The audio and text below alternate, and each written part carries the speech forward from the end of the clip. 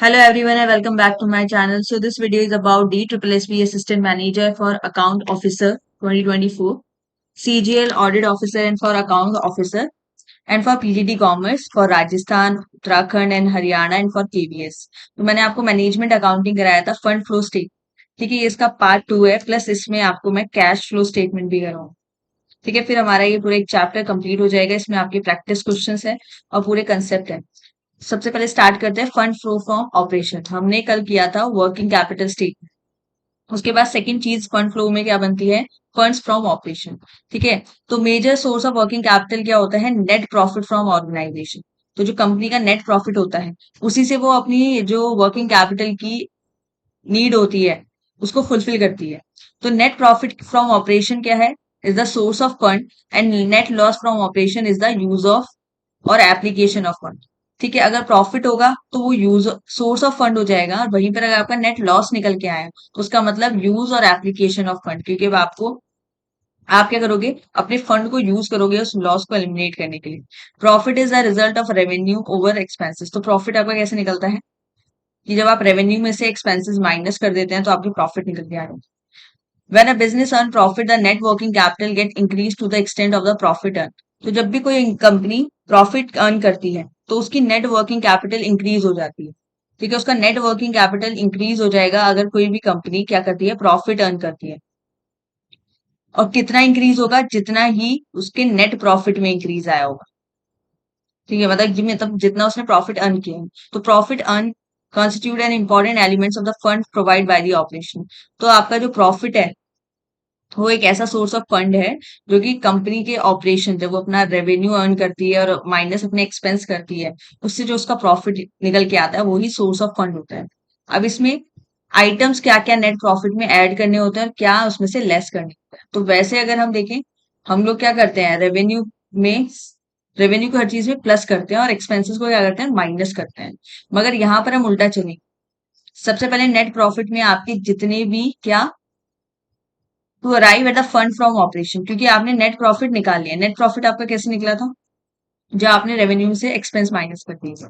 अब हमें net profit से हमारा फंड पे पहुंचना है कि जो हमने फंड ऑपरेशन से कमाया। तो क्या करना पड़ेगा आपको, जो आपने माइनस किया उसको ऐड करना होगा और जो आपने प्लस किया उसको माइनस करना होगा। ठीक है, रिवर्स चलेंगे।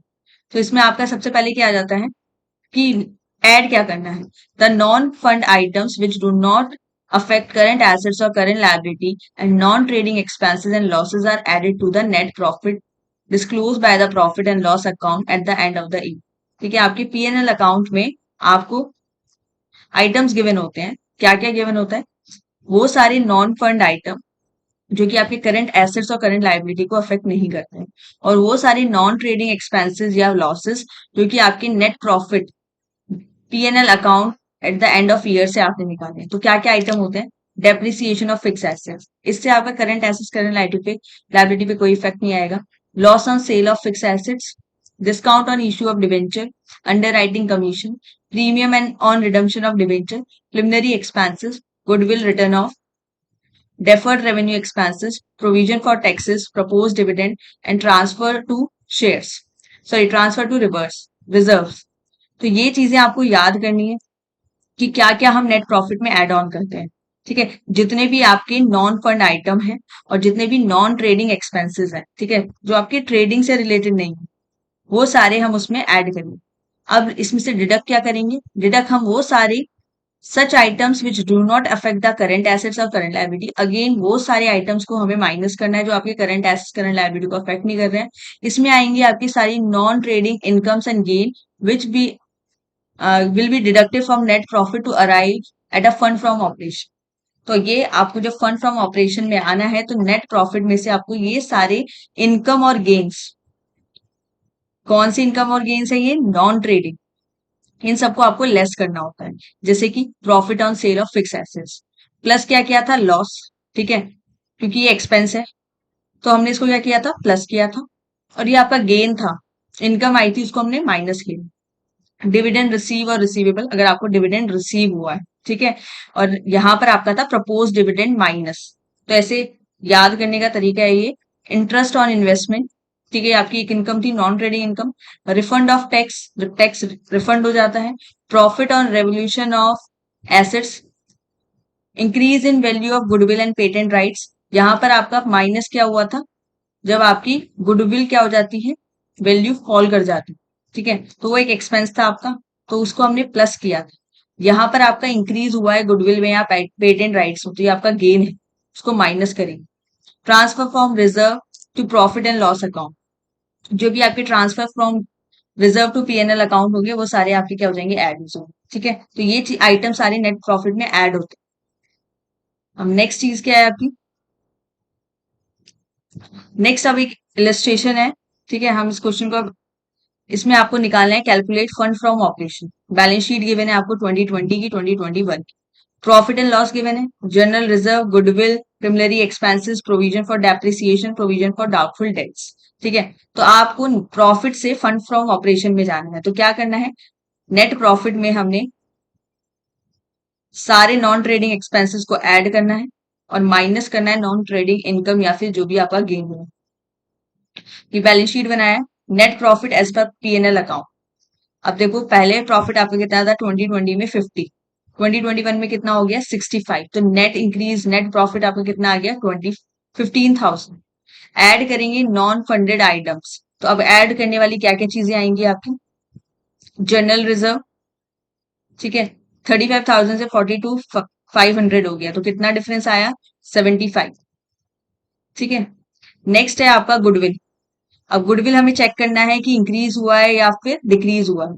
तो गुडविल आपकी पहले 15,000 थी, अब 75 हो गई, तो मतलब राइट ऑफ हो गई, कम हो गई है। जब कम होती है आपका एक्सपेंस है तो वो भी आपका ऐड होगा।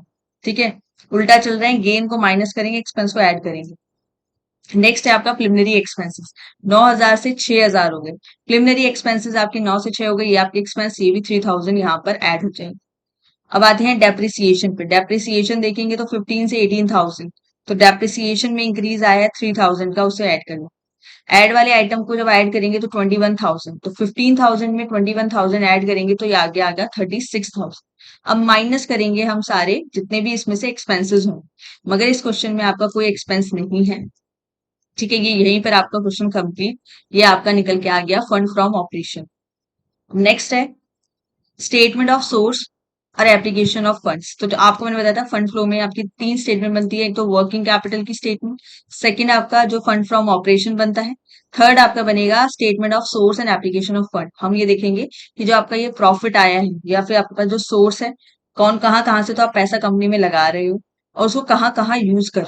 ठीक है, तो ऑब्जेक्टिव क्या होता है फंड फ्लो स्टेटमेंट का, ये एनालाइज करने का, कॉज फॉर नेट इंक्रीज और decrease in working capital as shown by the schedule of working capital changes.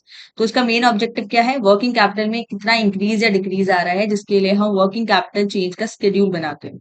This statement is prepare on the basis of change in fixed assets, long-term liability, capital, because these are only the items on the balance sheet after preparing the schedule of working capital statement. This statement, अब statement के दो part होते हैं, तो हमारा sources of fund, दूसरा होता है यूज ऑफ एप्लीकेशन। ठीक है, the difference between these two part, source and use of fund, represent the net change in working capital. ठीक है, आपका जो सोर्स वाली साइड में और यूज वाली साइड में डिफरेंस आता है उसको हम बोलते हैं चेंज इन वर्किंग कैपिटल।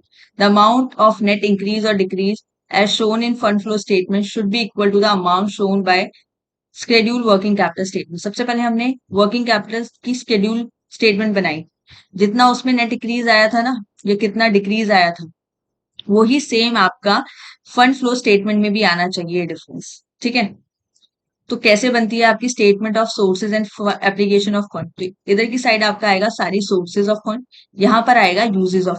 अब सोर्सेज, सबसे पहले सोर्स मैंने आपको बताया सबसे मेन सोर्स होता है फंड फ्रॉम ऑपरेशन, मतलब कि जो आपने ऑपरेशन से प्रॉफिट कमाया है। इशू ऑफ शेयर्स, हम बाहर से अपने इक्विटी शेयर्स इशू कराते हैं, कंपनी को जो पैसे चाहिए होता है। डिबेंचर्स इशू करते हैं, लॉन्ग टर्म लोन लेते हैं। सेल ऑफ फिक्स एसेट्स, कई बार हम अपना कोई मशीन या बिल्डिंग या फिर कोई प्रॉपर्टी बेच देते हैं, सेल ऑफ फिक्स एसेट्स करते हैं। ठीक है, अब यूज क्या क्या करते हैं, अब ये जो हमने इतना पैसा अरेंज किया इसका यूज कहाँ होता है, कई बार तो जो लॉस हो जाता है ऑपरेशन में उसमें भी यूज होता है। जब हमें शेयर्स को रिडम्पशन करना पड़ता है तो रिडम्पशन के लिए भी, रिडीम शेयर करने हैं, लोगों का पैसा वापस करना है, तब भी ये सोर्सेज की जरूरत पड़ती है। रिडम्पशन ऑफ डिबेंचर करना है या फिर हमें हमारा लॉन्ग टर्म लोन पे बैक करना है। परचेज ऑफ फिक्स एसेट्स, यहाँ तो बेचा था, यहाँ हमें खरीदने हैं, तब भी हम इन्हीं सोर्स का यूज करेंगे। डिविडेंड पे करना है इक्विटी शेयर होल्डर्स को, पेमेंट ऑफ टैक्सेस करना है। अब फिर चेक करेंगे, मैंने बताया था इन दोनों के डिफरेंस में हमारा निकल के आता है चेंज इन वर्किंग कैपिटल। अगर आपका सोर्स कम है तो मतलब कि डिक्रीज इन वर्किंग कैपिटल आ जाएगा, और आपका सोर्स ज्यादा है और यूज कम है तब यहाँ आ जाएगा इंक्रीज इन वर्किंग कैपिटल। ठीक है, अब आता है steps in preparation of fund flow statement. To prepare fund flow statement, source and application of fund have been ascertained. The usual sources of fund, तो हमें सबसे पहले फंड फ्लो स्टेटमेंट बनाने के लिए क्या सोर्सेज हैं, क्या यूजेस हैं, उनको आइडेंटिफाई करना है। ठीक है, fund from operation, identify profit after tax but before any appropriation. तो ये जरूरी है कि हमें वो वाला प्रॉफिट चाहिए आफ्टर टैक्स वाला, but before any appropriation, with the value at the following values. जब आप नेट प्रॉफिट अपना प्रॉफिट निकाल लो, उसके बाद उसमें क्या ऐड करना है, depreciation of fix assets, any expenses return of during the year, loss of fix assets. तो ये आपके क्या हो गए, जो मैंने आपको अभी बताया था। हमें पहले फंड फ्रॉम ऑपरेशन बनाना है, मतलब कि नेट प्रॉफिट में प्लस करने हैं सारे नॉन ट्रेडिंग एक्सपेंसेस और माइनस करना है सारे नॉन ट्रेडिंग गेन और इनकम। तो माइनस क्या किया हमने, profit on sale of fix assets या फिर investment, profit on revaluation of fix assets, या फिर कोई भी नॉन ऑपरेटिंग इनकम, इनको हम माइनस कर देंगे तो आपका आ जाएगा फंड फ्रॉम ऑपरेशन। ठीक है, सेकंड आता है fresh issue of equity share, issue of debenture, fresh loan from financial institution etcetera आता है next major source of fund. तो सबसे पहला सोर्स ऑफ फंड आपका क्या होता है, प्रॉफिट, देन इक्विटी, देन कोई आपने कुछ सेल कर दिया फिक्स एसेट्स को, या फिर कोई आपकी नॉन ऑपरेटिंग इनकम है। ठीक है, ये सारे आपके क्या हो जाते हैं, सोर्सेज हो जाते हैं। तो अब four sources given the gross value of fund generating during a year, from this value deduct the following uses of long term nature, fund of long term nature. तो ये सारी चार आइटम को ऐड कर दोगे तो ग्रॉस वैल्यू ऑफ फंड निकल के आ जाएगा। अब इसमें से माइनस कर देंगे जितने भी आपने यूज करा है इस पैसे का। कहाँ करोगे, फिक्स एसेट्स को परचेज करने में, लोन की रिपेमेंट, डिबेंचर की रिपेमेंट, या फिर कुछ शेयर रीपरचेज करने में, या डिविडेंड की पेमेंट करनी है, इनकम टैक्स की पेमेंट करनी है। जब आपका जो डिफरेंस निकल के आ जाएगा between the source and use of fund calculative above is the source of fund from a long term operation, तो उसको हम बोल देंगे कि वो जो आपका डिफरेंस आया वो source of fund from a long-term operation आया। Find out change in current asset, current liability value of two period and compute how net working capital change. The net working capital will be equal to net change in long-term source and uses. तो आप सबसे पहले schedule for working capital statement बनाएंगे, वहां से आपको net change in working capital मिलता है। जो net change in working capital है वही आपका इक्वल होगा इस फंड फ्लो स्टेटमेंट में से, मतलब जो आपका source of fund from long term operation निकल के आया है वो, और ये net change in working capital schedule से जो निकल के आएगा वो दोनों सेम आए। ठीक है, अगर सेम आया तो मतलब कि आपकी कैलकुलेशन एकदम करेक्ट है। जैसे हम कैश फ्लो को वो करते थे ना, बैलेंस करते थे लास्ट में, ऐसे ही इसको बैलेंस करने का ये तरीका है। अब एक क्वेश्चन करते हैं, ये है आपका फॉलोइंग इन्फॉर्मेशन आपको गिवन है। आपको सबसे पहले कैलकुलेट करना है schedule of change in working capital, fund from operation and fund flow statement. Working capital हमने कल बनाया था, आज दोबारा बनाएंगे, then fund from operation, then fund flow statement बनाना। ये आपको बैलेंस शीट गिवन है, लायबिलिटी साइड्स, ये एसेट साइड गिवन है 2022 एंड 2021। सबसे पहले बनाते हैं change in working capital fund. तो schedule of change in working capital, particulars लिए करंट एसेट्स। अब मैंने आपको बताया था वर्किंग कैपिटल स्टेटमेंट में, वर्किंग कैपिटल जो आपकी स्टेटमेंट बनेगी उसमें खाली करंट वाली चीजें आती हैं। ठीक है, जो एक साल के अंदर या तो हम बेच देते हैं या फिर हम उनकी पेमेंट कर देते हैं, तो खाली करंट एसेट्स और करंट लायबिलिटी आएगा। तो सबसे पहले आपको मेन चीज करंट एसेट करंट लायबिलिटी पता होनी चाहिए। तो क्या करंट एसेट्स है, पहले ऊपर करंट एसेट्स आते हैं, तो land and building, plant and machine, ये दोनों आपके क्या है, फिक्स एसेट्स, तो ये नहीं आएंगे। स्टॉक आपका करंट एसेट है, सेंट्री डेटर आपके करंट एसेट्स है। इन्वेस्टमेंट आपका क्या होता है, लॉन्ग टर्म होता है, इन्वेस्टमेंट नहीं आएगा। ठीक है, कैश आपका करंट एसेट्स है, गुडविल आपकी लॉन्ग टर्म होती है। ठीक है, इसको भी हम यहाँ नहीं लेंगे। तो करंट एसेट्स में सबसे पहले स्टॉक लिया, डेटर्स लिए, कैश एट बैंक लिया। ठीक है, तो दोनों ईयर का लिखा, 20 का 21 का, इनका टोटल करंट एसेट्स निकाल दिए। तो 2020 में आया 40,000 और 21 में 1,02,000। अब चेंज इंक्रीज या डिक्रीज आया ये चेक करते हैं। तो स्टॉक पहले 20,000 के थे, 25 के हो गए, तो इंक्रीज आया 5,000 का। डेटर्स 5 से 7,500 का हो गया, तो 2,500 का इंक्रीज। और आपका कैश एट बैंक 15,000 से 69,500 हो गया, तो 54,500 का इंक्रीज। ठीक है, तो ये आपका इंक्रीज आ गया यहाँ तक। अब करंट लायबिलिटी साइड आता है। करंट लायबिलिटीज के लिए देखते हैं। शेयर कैपिटल आपका फिक्स होता है, तो ये नहीं आएगा। ठीक है, उसको हम नहीं लेंगे। फिर आते हैं आपके रिजर्व, ये भी आपके फिक्स हैं। पीएनएल अकाउंट, ठीक है, पीएनएल अकाउंट भी आपका क्या आता है, मैंने अभी बताया था, वो तो आपकी सोर्स है एक। ठीक है, तो वो भी आपका लॉन्ग टर्म में आएगा, इसको भी नहीं लेंगे। 9% डिबेंचर्स भी नहीं आता है, तो उसमें क्या आएगा, creditors and provision for taxation. मैंने आपको कल भी बताया था, तो उसके अंदर आपके क्रेडिटर्स आ जाएंगे 30,000 35। अब देखो क्रेडिटर्स आपके क्या हो गए हैं, 30 से 35 हो गए। हम यहाँ लिखते हैं इंक्रीज इन वर्किंग कैपिटल। अब वो रूल जो मैंने आपको कल बताया था कि वर्किंग कैपिटल कब इंक्रीज होती है, अगर आपकी करंट लायबिलिटी, करंट एसेट्स क्या हो रहे हैं, इंक्रीज हो, है ना, करंट एसेट्स अगर इंक्रीज हो। और वर्किंग कैपिटल आपकी डिक्रीज कब होती है, कि अगर मान लो आपका करंट लायबिलिटीज बढ़ती जा रही है, तो वो आपकी क्या हो जाएगी, डिक्रीज हो जाएगी। वहीं पे अगर आपकी करंट लायबिलिटी फॉल कर रही है, तो आपका क्या होगा, वर्किंग कैपिटल इंक्रीज हो जाएगी। ठीक है, और अगर वर्किंग कैपिटल, करंट एसेट्स अगर फॉल कर गए, तो वर्किंग कैपिटल भी फॉल कर जाएगी। ये चीजें आपको कल रूल बताई थी। ठीक है, आई होप आप लोगों को पता होगा, तो इसलिए मैं ये क्वेश्चन आपको डायरेक्ट अब करा रही हूँ। तो डेटर्स 30 से 35 की हो गई। ठीक है, 5,000 की करंट लायबिलिटी बढ़ गई। करंट लायबिलिटी बढ़ गई, तो मतलब वर्किंग कैपिटल भी आपका क्या हो जाएगा, डिक्रीज होगा, क्योंकि इनवर्स रिलेशन चलती है लायबिलिटी में और वर्किंग कैपिटल में। और करंट एसेट्स के साथ वर्किंग कैपिटल की डायरेक्ट रिलेशन चलती है। अगर ये बढ़ेगा तो ये बढ़ेगा, ये कम होगा तो ये कम होगा। और अगर करंट लायबिलिटी बढ़ेगी तो वर्किंग कैपिटल फॉल करेगा, और करंट लायबिलिटी कम होगी तो वर्किंग कैपिटल इंक्रीज करेगा। ठीक है, क्योंकि इनवर्स रिलेशन। ठीक, अब आपको ये चीज क्लियर हो गई। चलते हैं दोबारा से क्वेश्चन के ऊपर। प्रोविजन फॉर टैक्सेशन 5,000 से 10,000 हो गए। टैक्स भी आपकी अमाउंट बढ़ गई। 5,000 तो मतलब लायबिलिटी बढ़ी है, तो मतलब वर्किंग कैपिटल डिक्रीज हो गया।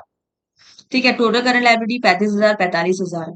अब देखना है वर्किंग कैपिटल कितना है। वर्किंग कैपिटल कैसे निकलता है, A minus B, current assets minus current liability. 40,000 35,000 मतलब वर्किंग कैपिटल कितना, 5,000।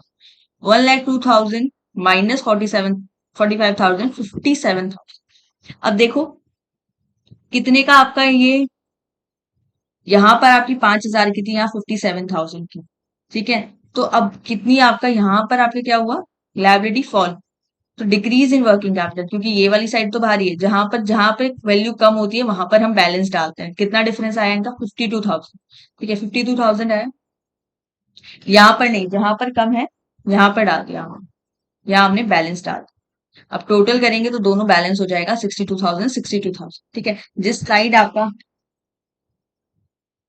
कम होगा आप उस साइड डालेंगे। अब इंक्रीज देखेंगे वर्किंग कैपिटल। तो इंक्रीज देखने के लिए, सॉरी मैंने वो रब करना था, इंक्रीज इन वर्किंग कैपिटल। तो यहाँ पर कितने का इंक्रीज है वर्किंग कैपिटल में, 52,000।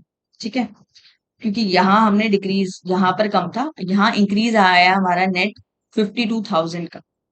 पहले हमारे पास कितना था, वर्किंग कैपिटल हमारे पास पहले कितना था, 5,000, अब कितना हो गया 57,000। तो इंक्रीज कितना आ गया 52 का, किधर आएगा, जहां पर कम था, क्योंकि हमें सब बैलेंस करना है। तो यहाँ भी 57,000, यहाँ भी 57, ऐसे हमें ये भी बैलेंस करना होता है। तो ये 52,000, यहाँ तो 62 आ रहा है, कम किधर है, इस साइड कम है। आप पहले टोटल करके देख लेते हैं, 5,000 2,500 54,500 टोटल किया तो 62,000 आया। इधर का टोटल करो, 5,000 5,000 कितना आया, 10,000। ठीक है, डिफरेंस कितना आया, 52,000। ठीक है, तो 52,000 जिधर कम है वहां डाल दो, दोनों बैलेंस 62 62, यही 52 आपके इसी के इक्वल हो। इन दोनों का डिफरेंस कितना है, 52। तो इंक्रीज आया है कितने से, वर्किंग कैपिटल का 52 से, जिधर कम है उधर डाला, और दोनों साइड को क्या करना है, बैलेंस करना। तो ये पहले आपने कल सीखा था, ये वही है। अब बनाते हैं आज वाली चीज जो हमने आज सीखी है, that is fund flow from operation. पहले पहले फंड फ्रॉम ऑपरेशन निकालना है। ऑपरेशन के लिए मैंने बोला था net profit as per PNL account. आपको पीएनएल अकाउंट गिवन है, उसमें एज पर पीएनएल आपका नेट प्रॉफिट कितना है, 20 से आपका 22,000 हो गया। तो नेट इंक्रीज कितना आया है आपका, 2,000। ऐड क्या करते हैं, मैंने बोला था सारे नॉन ट्रेडिंग एक्सपेंसेस और माइनस करते हैं सारी नॉन ट्रेडिंग इनकम या गेन। ठीक है, ये ऐड करना। अब ऐड करने के लिए देखो, ऐड करने के लिए लाइबिलिटी साइड जाएंगे। ठीक है, ये तो करंट लाइबिलिटी थी, ये करंट थे, यहाँ पर नहीं, सॉरी यहाँ लाइबिलिटीज ये रही। शेयर कैपिटल का कोई काम नहीं था, रिजर्व एंड सरप्लस का कोई काम नहीं था, पीएनएल हमने ले लिया है, ठीक है। 9% डिबेंचर्स कुछ नहीं, क्रेडिटर नहीं, टैक्सेशन नहीं, आपकी लैंड बिल्डिंग फिक्स एसेट्स नहीं आएंगे, स्टॉक नहीं आएगा। आपका गुडविल मैंने बताया था, अगर गुडविल आपका राइट ऑफ हुआ है, गुडविल 15,000 से 10,000 का हो गया, मतलब कि गुडविल 5,000 से फॉल कर गई, ठीक है, रिटर्न ऑफ हो गई। अगर ये इंक्रीज हो जाती है तो हम उसको क्या करते हैं, माइनस करते हैं, क्योंकि वो इनकम है, मगर फॉल किया है तो एक्सपेंस है, तो हमने नेट प्रॉफिट में ऐड कर दिया। तो 2,000 प्लस 5,000 आपका 7,000 आ गया फंड फ्रॉम ऑपरेशन। बहुत ही सिंपल है, simple. Net profit and loss निकालना है आपको बैलेंस शीट से डिफरेंस करके। उसके बाद आपको क्या करना है, उसके अंदर ऐड करना है गुडविल के एक्सपेंसेस, अगर गुडविल फॉल करिए। माइनस करते हैं नॉन ट्रेडिंग इनकम, अगर कुछ है, इसमें कुछ भी इनकम नहीं है। यहाँ पे जो मैंने आपको सबसे स्टार्टिंग में बताया था क्या क्या इनकम होता है, वही चीजें आती हैं, लेकिन जो मैंने आपको पहले बाइफ्रिकेट करके दिखा दिया कि ये सारे आपके क्या होते हैं, ये सारे आपके सोर्सेज होते हैं। यहाँ नहीं, फ्रॉम ऑपरेशन वाली चीज मैंने आपको बताई थी कि ये सारे आपके क्या होते हैं, नॉन फंडेड आइटम्स हैं, एक्सपेंसेस वाली, ये सारे आपके एक्सपेंसेस हैं जो आपको ऐड करने होंगे, तो ये लर्न कर लेना। और ये सारी इनकम है जो आपको माइनस करनी, ठीक है, यही आती है एज इट इज। अब आपका फंड फ्रॉम ऑपरेशन निकल आया, अब हम निकालेंगे fund flow statement. Fund flow statement मैंने कैसे बताया था, इधर सोर्सेज आते हैं, इधर एप्लीकेशन आते हैं। सोर्सेज के लिए सबसे ऊपर आपका क्या आता है, फंड फ्रॉम ऑपरेशन। तो फंड फ्रॉम ऑपरेशन आपका कितना है, हमने अभी भी निकाला है fund from operation, that is 7,000। तो ये आ गया आपका यहाँ पर 7,000, ठीक है। अब और क्या यूज करते हैं, जो हमने शेयर इशू करे हैं वो भी तो हमारा सोर्स था, मैंने बताया था। उसके बाद हमारे शेयर्स आते हैं, तो शेयर्स आपके कितने थे, 1 लाख, और देन आपके 1,50,000, ठीक है। तो 1,50,000 एंड 1 लाख, तो आपका कितना डिफरेंस आया, 50,000 डिफरेंस लेना है, ठीक है। नेट कितना चेंज आया, तो 50,000 आपने इशू करे थे फ्रेश और कैपिटल, ठीक है। उसके बाद फिक्स एसेट्स अगर आपने कोई बेचा है, ठीक है, तो वो भी आता है। फिक्स एसेट्स आप हम कैसे चेक करते हैं कि कोई बेका है या खरीदा है, वो हम बैलेंस शीट से देखते हैं। देखो फिक्स एसेट्स पहले कितने थे, 1 लाख के, अब कितने हो गए, 90,000 के, मतलब कि आपने 10,000 के बेच दिए होंगे। क्लियर हुआ कि 10,000 का हमने फिक्स एसेट्स, मतलब हमने बिल्डिंग को सेल आउट कर दिया, तो वो 10,000 हुआ। क्लियर हुआ कि कैसे निकल के आया। वहीं प्लांट एंड मशीनरी को देखोगे कि 80 में 90 हो गया, मतलब 10,000 का हमने परचेज किया है, और परचेज का मतलब है एप्लीकेशन करा है, तो ये एप्लीकेशन वाली साइड जाए। अब आते हैं इधर, तो सबसे पहले परचेज ऑफ प्लांट ये आ गया हमारा 10,000। उसके बाद अगर आपने कोई इन्वेस्टमेंट परचेज करनी, तो इन्वेस्टमेंट भी थी हमारे पास, पहले कुछ भी नहीं थी, फिर हमने 5,000 की ली, तो मतलब 5,000 की परचेज करी होगी, तो वो भी आपकी एप्लीकेशन साइड आएगी। फिर हम देख लेंगे बाकी कुछ चीज है या नहीं। गुडविल का काम हो गया था, गुडविल का इसमें कोई काम नहीं है, करंट एसेट्स का इसमें कुछ काम नहीं है, यहाँ पर क्रेडिटर्स वाली चीज हो गई है, ठीक है। डिबेंचर्स अगर आप देखना चाहोगे कि अगर डिबेंचर में भी हमने इशू करे होते, तो डिबेंचर 50 के थे और 50 ही है, तो मतलब डिबेंचर में कुछ चेंज नहीं आया। सोर्स वाले आइटम देखते चलो, जैसे कि लाइन से स्टार्ट करते हैं, अगर आपको दिक्कत हो तो लाइन से स्टार्ट करें। ये आपको पता है कि फंड फ्लो स्टेटमेंट में सबसे ऊपर आता है यहाँ पर सोर्सेज में fund from operation. Fund from operation हमने अभी निकाले हैं 7,000। उसके बाद अब हम और कहाँ से इशू पैसा लेके आते हैं, इक्विटी शेयर इशू करके। तो इक्विटी शेयर्स को देखते हैं, 1 लाख के थे, अब 1,50,000 के हो गए, तो हमने कितना का नया इशू करा, 50,000, तो ये सोर्स हो गया। रिजर्व को देखो 30 से 30 ही है, तो हमने रिजर्व का कोई यूज नहीं किया। प्रॉफिट एंड लॉस अकाउंट से हमारा काम हो चुका है, हमने वहां से नेट प्रॉफिट निकाल लिया, सोर्स ऑफ फंड हमने कर लिया। ये वाला 2,000 उसमें नहीं जाता है, क्योंकि उसमें हमें नॉन ट्रेडिंग एक्सपेंस प्लस करने होते हैं, नॉन ट्रेडिंग इनकम माइनस करनी होती है, हमें उसके लिए फंड फ्रॉम ऑपरेशन चाहिए होता है, इसलिए ये प्रॉफिट उसमें नहीं है। डिबेंचर्स को देखते हैं, 50 के 50 है, तो हमने कोई डिबेंचर इशू नहीं किया है, ये आपकी करंट लाइबिलिटीज है, नहीं आएंगी, ठीक है। तो आपकी सोर्सेज हो गई कम, हमने सोर्सेज डाल दी सारी, तीनों सोर्सेज में। और आपका क्या आता था, लैंड और बिल्डिंग, कोई अगर आपने खरीदी बेची है फिक्स एसेट्स, तो फिक्स एसेट्स को चेक करेंगे। फिर फिक्स एसेट्स देखो 1 लाख के थे, अब 90 के हो गए, तो मतलब आपके ने अपनी 10,000 की फिक्स एसेट्स बेचे हो। अब plant and machinery fix assets है, उसको देखो 80 से 90 हो गई, तो मतलब आपने 10,000 के फिक्स एसेट्स परचेज करे हैं, तो वो आपके एप्लीकेशन साइड आ गए, ठीक है, एप्लीकेशन साइड। वहीं पे अब इन्वेस्टमेंट को देखते हैं। इन्वेस्टमेंट आपकी पहले कुछ भी नहीं थी, अब 5,000 की आ गई, तो हमने नई इन्वेस्टमेंट खरीदी है, तो 5,000 वो ऐड हो जाएंगे। मतलब एप्लीकेशन साइड आ जाएंगे। बाकी और कुछ हमने परचेज किया है जो हमारे पास सोर्स है नहीं, ये सारे करंट है, इन्वेस्टमेंट हो गई है, ये सब कुछ इसमें नहीं आएगा। तो सिंपल हमने जो ये सोर्स जमा करी थी वो हमने इन दो सामानों में, मतलब इन दो चीजों में इन्वेस्ट करी।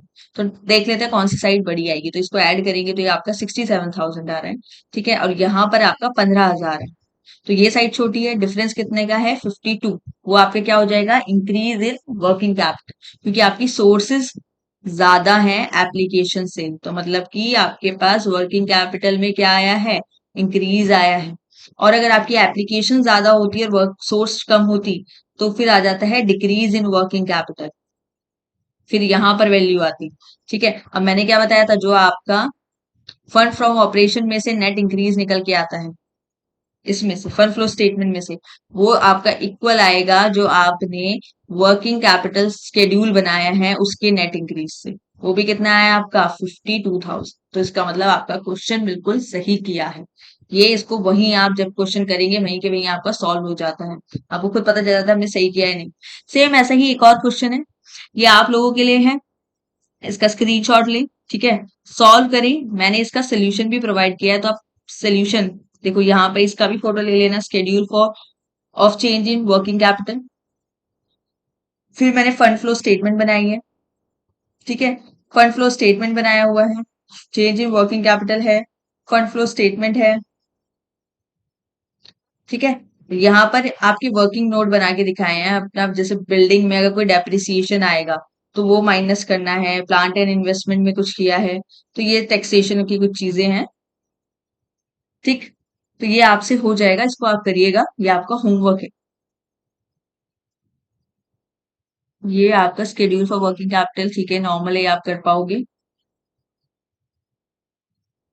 फंड फ्रॉम ऑपरेशन आप देख रहे हो यहाँ पे 19,000 ही लिखा हुआ है, कोई वैसा उसने स्टेटमेंट नहीं बनाई है। अब मैं आपको वो चीज बता देती हूँ क्यों नहीं बनाई है। देखो आपका पीएनएल का प्रॉफिट कितना है, बैलेंस शीट में देखते हैं, 8,000 था, देन आपका 65 हो गया, ठीक है। तो क्या हुआ है, आपका फॉल हो गया है ये।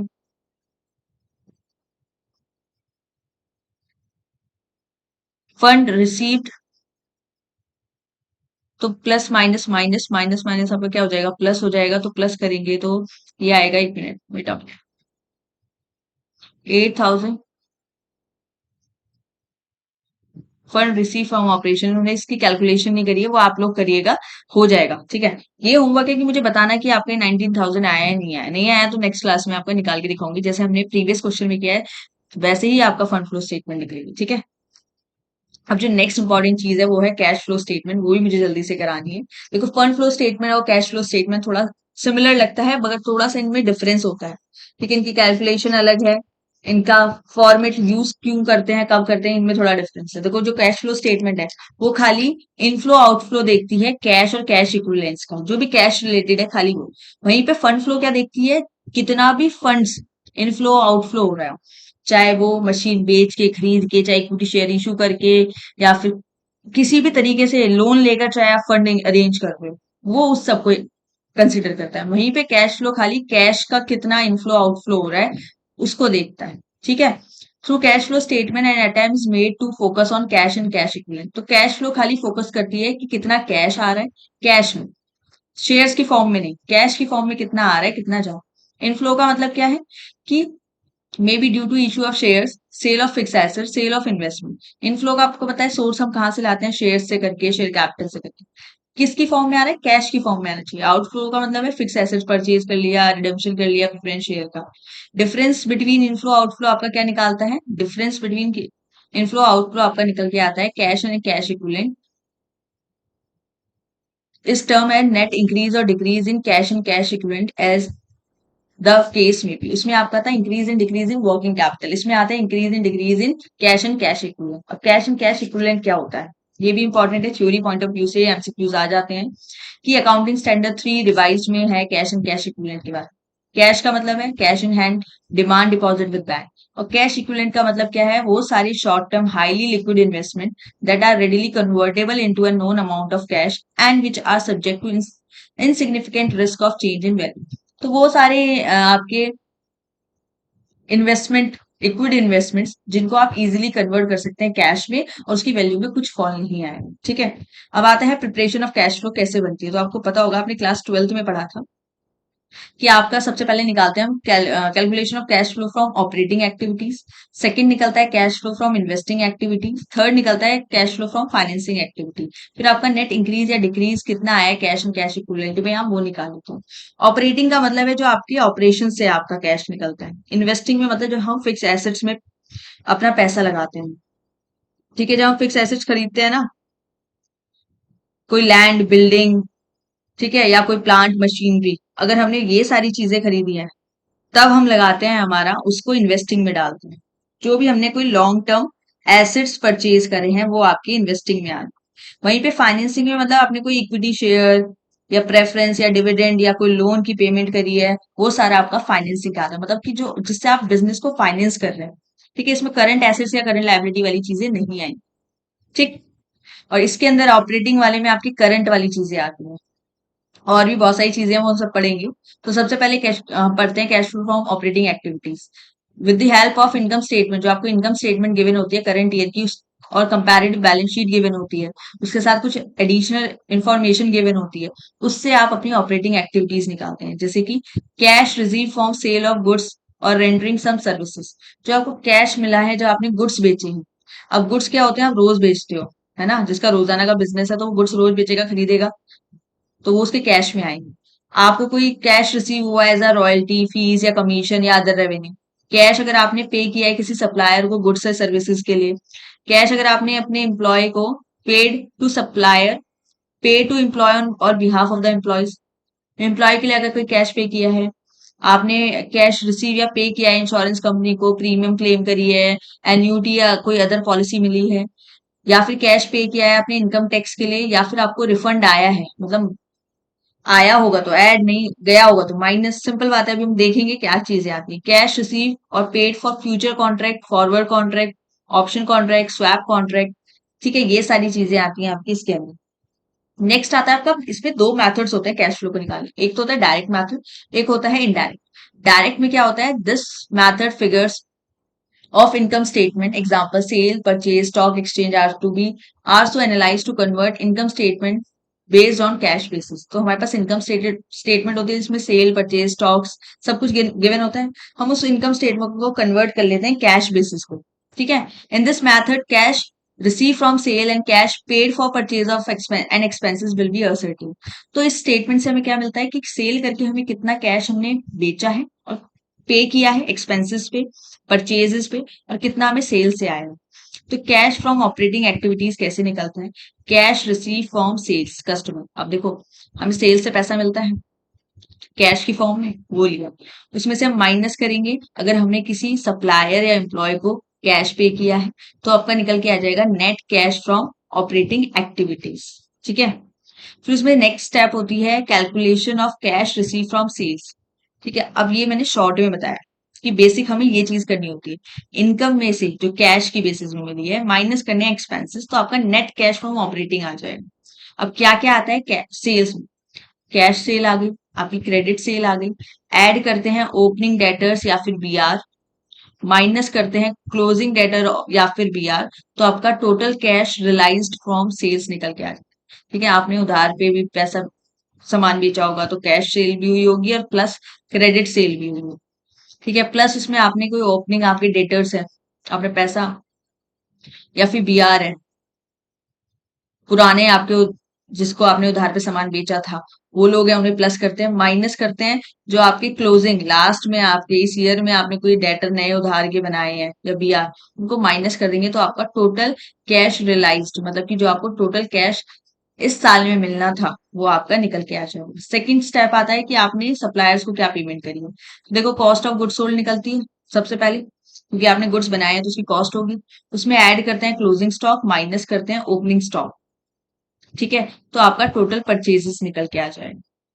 प्लस करेंगे उसमें ओपनिंग क्रेडिटर, जैसे क्लोजिंग ओपनिंग डेटर प्लस करे थे, ऐसे ही टोटल परचेज में ओपनिंग क्रेडिटर प्लस करेंगे, माइनस करेंगे क्लोजिंग क्रेडिटर, तो आपका कैश पेड टू सप्लायर निकल के आ जाएगा। थर्ड स्टेप में क्या करेंगे, calculation of cash paid for any expenses. मान लो आपने कोई एक्सपेंसेस के लिए भी कोई कैश दिया है, तो वो एक्सपेंसेस प्लस अगर कोई आउटस्टैंडिंग एक्सपेंसेस है इन द बिगिनिंग, और लेस करते हैं outstanding expenses at the end. आपको पता है आउटस्टैंडिंग एक्सपेंसेस आपकी लाइबिलिटी होगी, ठीक है। तो एक्सपेंसेस अगर कोई है और कोई आउटस्टैंडिंग है आपकी बिगिनिंग के, तो उसको माइनस, उसको ऐड करना है। आपको पता है ना, हर जगह मैंने ओपनिंग वाले को ऐड किया है, बस एक स्टॉक में उल्टा है, बाकी दोनों में ऐड हुआ है। और क्लोजिंग वाले को आपने एट द एंड वाला, मतलब कि क्लोजिंग को माइनस करना है, तो आपका कैश पेड फॉर एक्सपेंसेस निकल आएंगे। तो आपके पास क्या क्या आ गया, कितना कैश आपको सेल से मिला, कितना आपने सप्लायर्स को दिया, और कितना आपने एक्सपेंसेस पे करने के लिए किया। ठीक है, तो एक प्रॉब्लम है इस क्वेश्चन के बेसिस पे कि आपको एक data x, book of x limited given है, आपको कैश फ्रॉम ऑपरेटिंग एक्टिविटीज निकालनी। तो लिखते हैं income statement for the year ending 31/20 2012। आपको इसकी इनकम स्टेटमेंट गिवन है, इधर इसकी सेल्स गिवन है, sales minus cost of good sold, कि कितना उसने कॉस्ट लगी, तो उसका ग्रॉस मार्जिन निकल के आ गया, लेस के कोई अगर एक्सपेंसेस रहे, सैलरी जो उसने दी है, डेप्रिसिएशन ऑफ प्लान वो माइनस किया, तो आपका नेट मार्जिन निकल के आया 2300। अब देखते हैं करंट एसेट्स करंट लायबिलिटी आपकी। ये एक क्वेश्चन है, इसमें करंट एसेट्स और करंट लायबिलिटीज गिवन है कि बीआर 2000 था, 2012 में 1500 हो गया, डेटर्स 1000 से 1500 हो गए, क्रेडिटर 1000 से 1200 हो गए, बीआर 500 से 200, सैलरी 1000 से 800, स्टॉक इन ट्रेड 1000 से 200। ठीक है, तो सोल्यूशन निकालते हैं। तो कैश रिसीव फ्रॉम कस्टमर कितना मिला था कैश, 18,000। सेल्स ही मतलब वही आपका कैश है, 18,000। माइनस क्या करना है, अगर आपने किसी कैश पे किया है सप्लायर को या एम्प्लॉयज को, तो उसका वर्किंग कैपिटल पे आता है, जो मैंने आपको काट केस बताया। कैश कितना मिला, 18,000।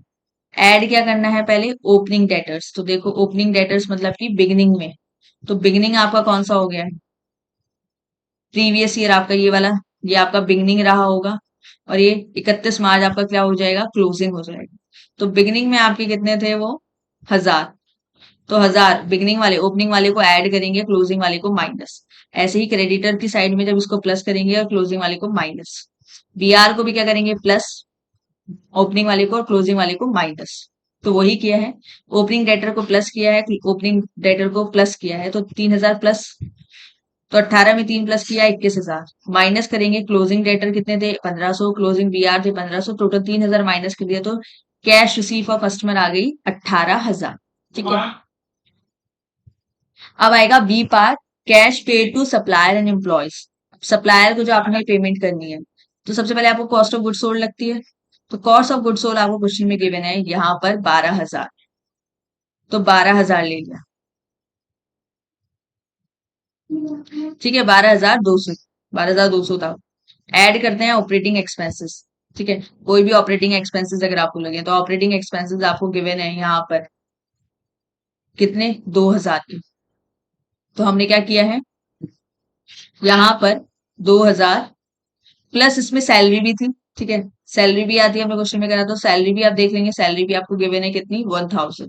तो टोटल कितना आ गया एक्सपेंसेस, 3,000। तो ये आपके आ गया 15,200। तो प्लस इसमें करेंगे ओपनिंग क्रेडिटर, ओपनिंग बीपी। ठीक है, ओपनिंग सैलरी भी गिवन है आपको, क्वेश्चन में अगर आप देखेंगे ये आपको जो गिवन है, ओपनिंग सैलरी भी गिवन है। ठीक है, स्टॉक इन ट्रेड का मैंने बताया था उल्टा चलता है, क्लोजिंग को प्लस करना है और ओपनिंग को माइनस करना है। तो हमने वही किया, क्लोजिंग को ऐड किया, तो ये आपका 3,300। अब इसको ऐड करके 18,500 माइनस करना था closing creditor, closing BP, salary at the end, मतलब क्लोजिंग सैलरी जो थी, और ओपनिंग स्टॉक को भी माइनस करना है।